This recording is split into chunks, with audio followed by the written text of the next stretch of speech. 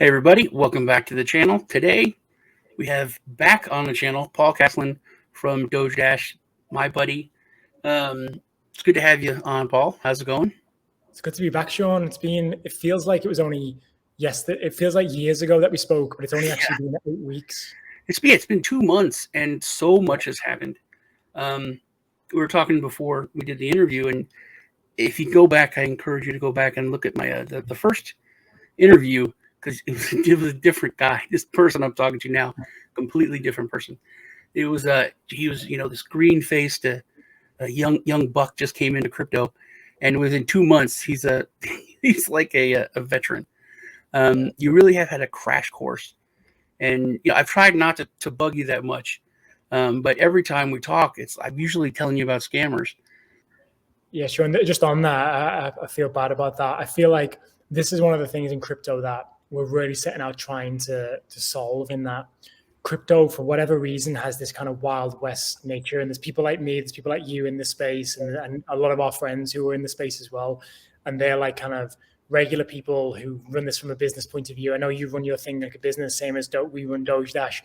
And the problem is there's always people trying to pickpocket the kind of and almost prey on the people that are kind of new to the space. And we try and do our best to educate people on kind of what's official and what's not official. But there's also always it's something that I wish there was a way in crypto to solve. And I know there's different people trying different things, and hopefully we can just keep spreading the message, like you and I and various other channels that yourself, to kind of get that message out. It's definitely buyer beware. It's because and you can't be mad at you could be and complain, but I'm just like, Sean, you should have checked that first. You should have looked, but yeah, it's that balance between, freedom and sovereignty versus centralization. And, if you can't, it's hard to have one without the other. So you have the wild west, but you have to be responsible. You have to check stuff. And anytime, usually, and it's very frustrating because on my channel, I give away money. I give away. It's like, and as soon as I do it, I'll have 10 people trying to get the same thing. And sometimes I'll know the people that won, and they'll message me. I'm like, hey man, I talk to you like every other day. I know this isn't you. And honestly, sometimes I'm like, yeah, man, you caught me, but I really need the money. So I'll give them something. But a lot of people, it's really frustrating because you're trying to do something nice, and then people just want to take advantage. It's rough. But about Doge Dash, so within the last 2 months, you've done more than most projects do. But one of the interesting things is kind of you came in from the outside, not really ever being in crypto. And I from the first interview we did, you really just wanted to make like a fun game that really hadn't seen that was out there. And that's something you kept saying all the time. It's like I kept waiting for someone to knock on my door and say that this has been done before, and no one ever did. But in the past 2 months, it's really turned into something a lot more. It's not just a game. You've got the NFTs, you've got elements of DeFi. You have DeFi with the staking setup. Yeah. The fact that you can use the NFTs as skins in the game, that's a lot of it's very sophisticated stuff that you've done in such a short time. So accolades to you for that. Good going. So the launch is this is recorded. We're doing this right before the launch, so this is going to go out on launch day. Launch is today. Yes, today is launch day. In the magic of internet world. What can everybody expect today for launch? So they can expect all of the kind of hype and all of the kind of promises that we've been making for the last 2 months to all be coming true this day. So you'll finally get the chance to play the game and earn Doge Dash. I think that's the big thing that we've been trying to work towards from day one. Is everyone who's kind of invested so far has been so early on in the process, and the kind of real work starts now. Like this, I always talk to my team about this is almost a pre-show. The main show starts today, and what we're going to do moving forward.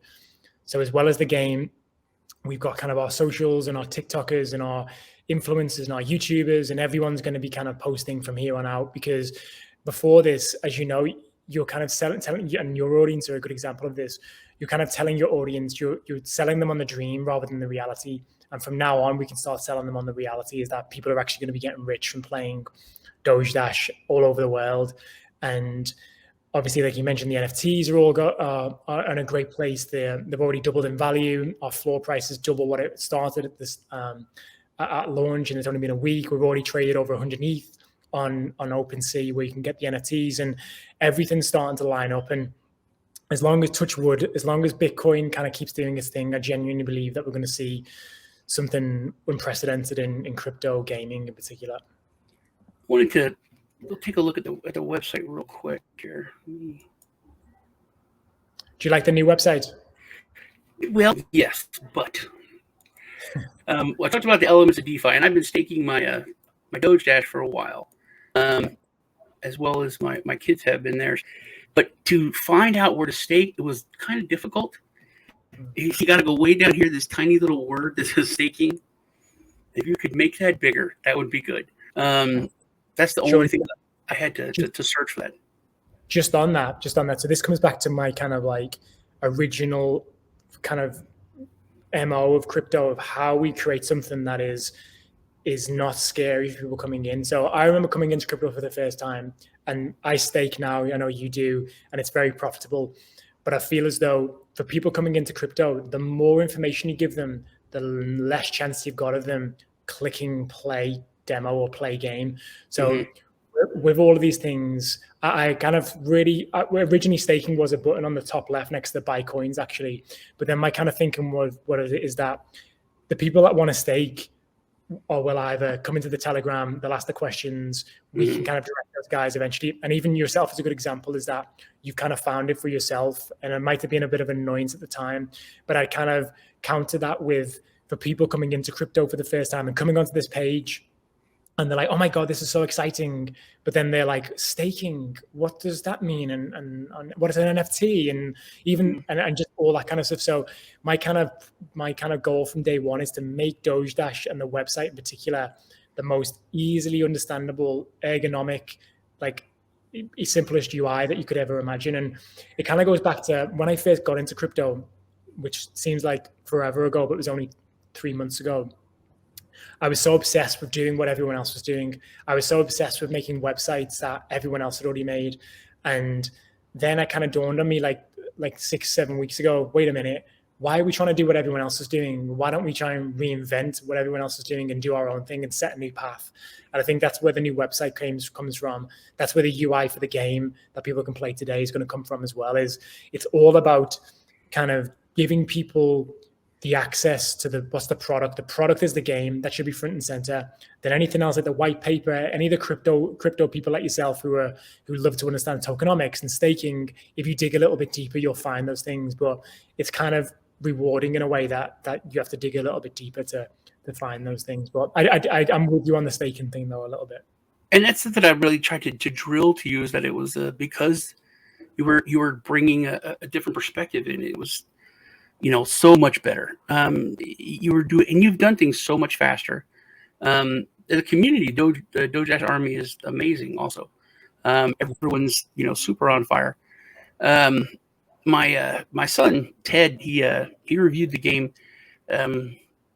My younger set of twins, they have a gaming channel, nothing to do with crypto. They're hardcore gamers. It's the social nerds, and he reviewed the game.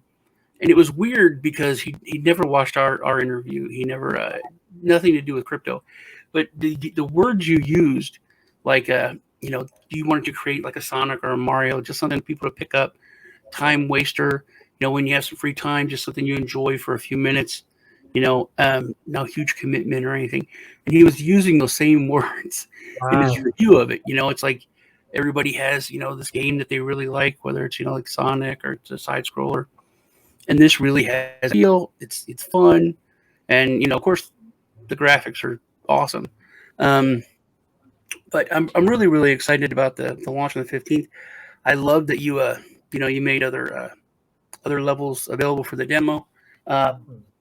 Everything's just been moving so fast. I also wanted to where is it here? So So Sean, I want you to do this. Will you do this for me? Will you play a level live now? Will you play the demo live and see how far you can get? It's gonna be too slow, but I can try. Hold on, because it's. Let's see how many coins you got at level 1. If it doesn't crash my computer, okay. Guys, Sean on the spot That's here. so much running. You didn't know this was coming. Okay. No. Oh. You might have to edit this out then. Oh, here we go. It's so hard.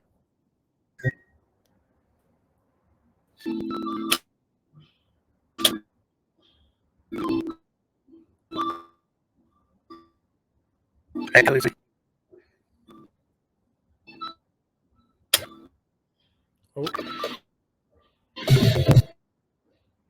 Doing well.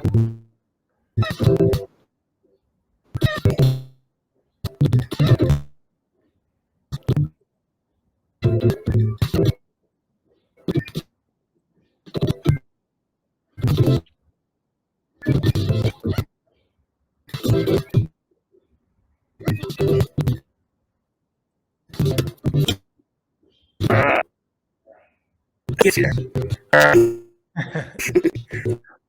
Never mind. Not sure. Not bad. Not bad.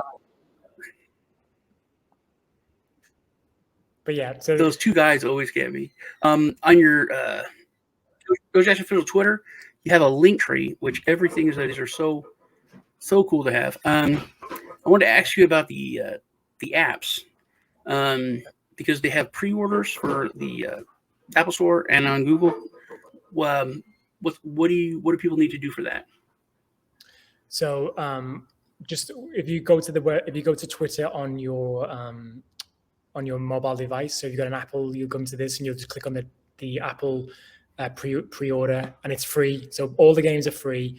My whole plan with this is to have as many people possible playing the game. It's not about making money off those people. It's about just getting a real kind of critical mass of people playing the game of this Christmas. So that my idea is that your whole family can be playing. So your kids can be playing the free-to-play version while you can be playing the crypto play-to-earn version and making some money. And I want it to be like targeted at two different audiences so that it kind of come together. Like, I don't know about your family, but I know my family have come together definitely over Doge Dash, and the kids play it and the adults all play it, and they all play their own versions. Because the two versions are identical in the kind of gameplay aspects, it's a very easy thing for them to talk about and to get to know kind of how it plays out. So you'll just need to go on your mobile device to click on those links, and it'll ask you just to pre-order. Okay, and what's going on with the million Doge Dash giveaway? The million Doge Dash giveaway it's kind of a guerrilla campaign that we're asking people in their hometowns to kind of spread the word about Doge Dash. So we've got people going out with fly posters. We've got people. I saw a girl who'd changed her whole nail design until it's got Doge Dash. There's people with like sandwich boards that are going around, and the idea is that whoever does the most kind of work for the community can win a million Doge Dash. Well, that is super cool, and that's all on the Twitter. People can check it out. Also, people are up and running, which is very cool. A lot of stuff that you wouldn't think about. Like, I want to get the dog mat, and that there's stuff for the dog. I think is really, really cool. But yeah, you're gonna send me some swag, and so I can do some giveaways on that stuff. I will do for sure. As soon as as soon as the game is launched and it's all put to bed and everyone's kind of happy and playing it, and it's all kind of everyone's kind of making their money, my attention's then going to change then to how do we kind of bring. I would love to kind of talk to you. I want to actually I want to do a influencer YouTuber leaderboard. So I want like every influencer, every YouTuber to all play the game and to be a leaderboard of who's got the highest score across level 1. So Sean, we'll have to set that up when we've got a bit more time and that get you cool. Yeah. As far as the NFT goes, like I said, I bought like 8 or 9 NFTs, but 4 of them were from someone else. But I got like 5. These are the first generation. Are you looking at doing another launch with second generation anytime in the near future? Kind of depends really on the success of the game. I think once you've got a user base and a lot of people playing it, I'd like to release the Generation 2, which will be, again, playable in the game. My whole point on this is to have as many people playing the game as possible and being able to utilize those NFTs, because I think that will really help the value as well of not only NFTs, but also bring a different audience into the game. So Generation 2, we haven't got a date yet, but it could be as soon as Christmas. It could be as late as kind of end of January. It all kind of depends on the crypto space in general and also the success of the game. You really do work so fast, man. I know, man. It's very fast. Because do you know why that is, though? Because I feel like in the crypto space, we're all obsessed with mediocrity, and we're all obsessed with people kind of working on timelines that are like Q4 or like 2024. Like everyone's in the business world, in the world that I'm from, the entertainment industry, in the business world, you have to deliver your product on time, ahead of schedule, and not the whole idea of people saying, oh, we're going to do it next year and stuff. It doesn't wash in the entertainment industry. If I've got an award show that it needs to direct that's on going live at a certain time, I can't just say to people, we're going to push this award show back a couple of months. It has to be done on time. So that's kind of how I drill my team and how we all work. And don't get me wrong, there will be instances where we might miss a deadline, but it will be missed because we're doing extra testing on things rather than it being us being lazy. Yeah, I think it's always best to get it done right rather than get it done fast. But you've been able to do both. Okay. Now, as far as the game launch, you talk about putting it to bed, but I really don't think that you're going to do that. I think that's kind of the end of developing the brand of Doge Dash, because the last time we talked, and we've talked, since then, you have a lot of other ideas, a lot of things that are coming, huge things, which are really going to, and once again, I don't even think it's by design. I think you're just lucky. You're at the forefront of a lot of things. And I think with Doge Dash, you're at the forefront of this kind of merging of, traditional entertainment and crypto when it comes to a lot of the ideas. I mean, you're talking about like a cartoon show on Nickelodeon, which is part of the game, which is connected to crypto. It's all just 6 degrees of separation. What is it? The Kevin Bacon thing? It all works together. So what do we have coming? So yeah, absolutely. You've hit the nail on the head there, is that a lot of crypto projects are so obsessed with just staying in crypto. And I had said this from day one, our audience is the 97% of people outside of crypto, because you bring them into crypto and then you've got something that we're talking mind-blowing numbers. And so our goal is to cater to the people in crypto and give them an amazing play-to-earn game. But then the people outside of crypto, we're working on an animated TV series of the character Dash, who's the dog in the game. We're also got a TV commercial, which is coming this Christmas, that is aimed at a kind of regular audience as well as a crypto audience. That's in the edit at the moment. And then next year, I want to kind of branch out into two things. We've got Doge Dash 3D, which is, I always remember Mario going from Mario 2D to Mario 3D, and I was literally mind blowing. And I feel like that's one of my goals with Doge Dash, is that we do something that takes us from a 2D into a 3D and then eventually into the animated series. So it's kind of like just building these layers of, and just the extra finesse that it takes to build a 2D character into 3D into an animated series. And then also we're looking at purchasing land in a metaverse, because my dream is to kind of create this whole kind of metaverse around Doge. Either Doge Dash, or we might call it Doge World or Doge Land. Doge Land, yeah. So I was thinking, yeah. And all our games would be housed there. And the great thing that with the new games that are coming next year is that they will also be based on the Doge Dash token. So everyone who kind of thinks that Doge Dash is just for Christmas, like Doge Dash is a long-term play. Like Doge Dash is my career going forward. Like I was going to ask you about that. I know that you talked about additional games. Like I said, I think that this is the first step in developing the brand. So people that have, invested in it and put money into it, like I have, literally, like the day I saw it, I was stupid and I put too much in. I did. I took everything I had. I had stuff that was like 40% losses that I was sitting there. I was waiting to pump back up, and I was like, I'm taking the loss and putting it in there. But I think this is the first step in just kind of finishing the development of the brand, and everything that's going to come from now is just going to be really, really crazy. One thing I think that you've done, and you could tell me if I'm wrong, that I think, once again, it was because of your perspective and being outside of crypto, is that most projects, they develop the tokenomics, the coin, everything, and everything's about the crypto and the blockchain first. And I'm talking about gaming specifically. And then the gaming is something that's part of it. I don't want to say it's secondary, but it's not the chief thing. And I think that everything, all that other stuff, was kind of a benefit. And like you said, you've got a commercial that's going to, reach out to the regular folks, the normies. And that's, I think, what the focus was to develop a really cool game.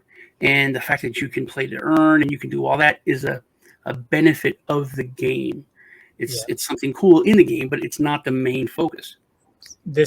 Sean, you've hit the nail right in the head there, is that a lot of crypto projects it's crypto and numbers and market cap first, and then the game secondary. And they make a game, no disrespect to other projects, but they make a game that is basically unplayable. Like, I know yourself, you're a gamer, and I don't want to put you on the spot and ask you how many times you played Doge Dash or your family have, but I reckon it's in the hundreds or thousands. It's a lot of time. And that is something that I don't think, again, don't want to put you on the spot, but I'd be surprised if you've played other games as much as what you played Doge Dash.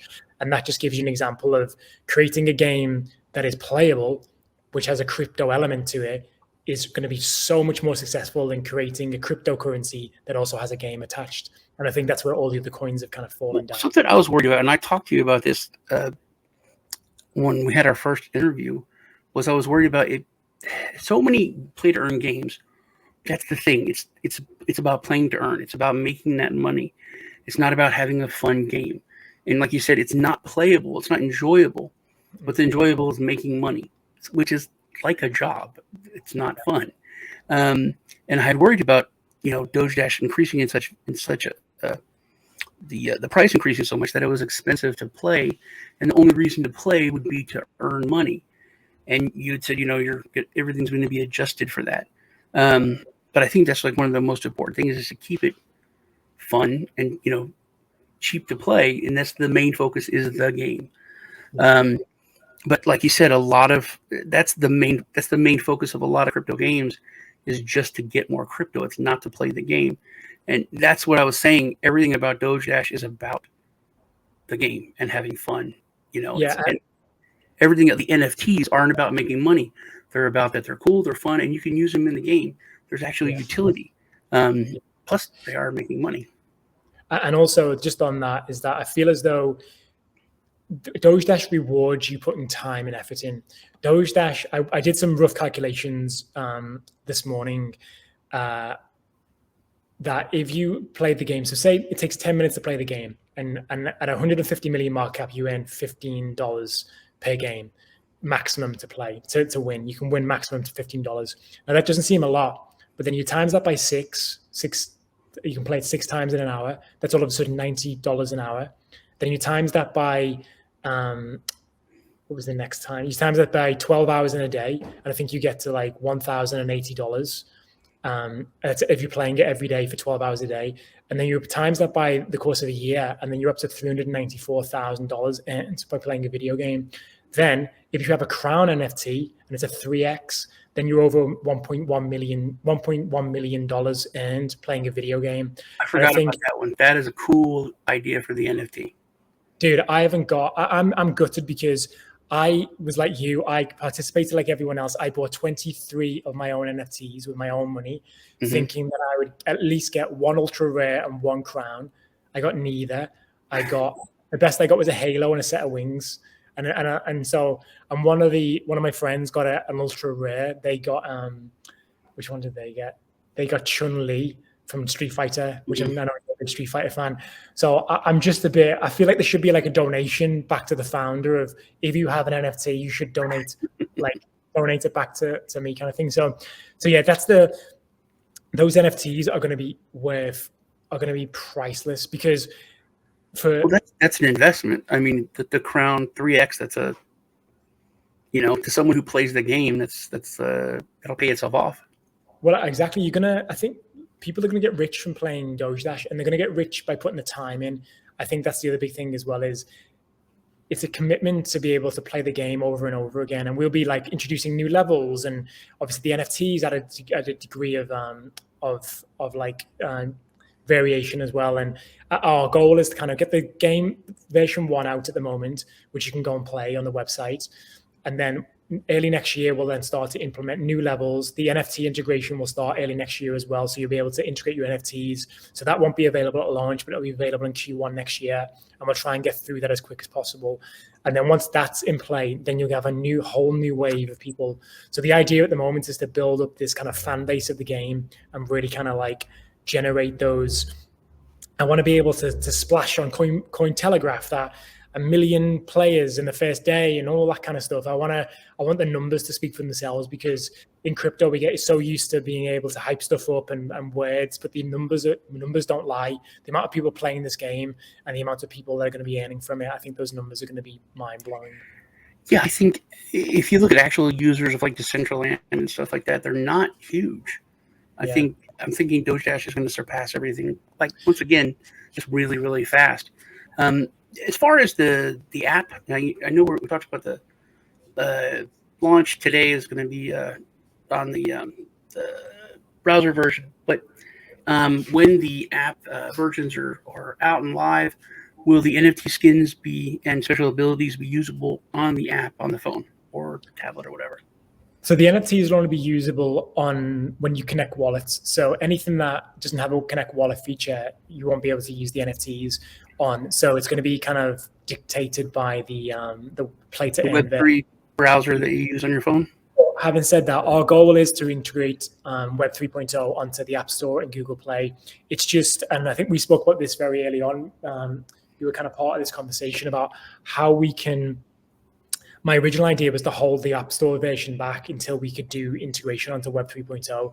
But the more I thought about it, the more I thought, do you know what? I cannot put the success of this project in the hands of Apple being able to be okay with crypto. So we made a decision about partway through this process about having a mobile version that is free to play, to generate as much hype, to make people play the game, understand that they're getting good at the game, and then direct them to the crypto play to earn version. So I think over time, what we will be able to do is you'll be able to purchase those special abilities in the mobile version, and you might have to pay $1 for a crown or $1 for an extra life. And then this is the clever thing, is that I haven't announced yet. We will then be using some of those profits to buy back and burn the coin. So profits that are made in the game will be used to then buy the coin and burn it. So then it's kind of this whole ecosystem where even the money that's generated from the App Store version will then be used to help the coin price and the market cap. That's awesome. Okay.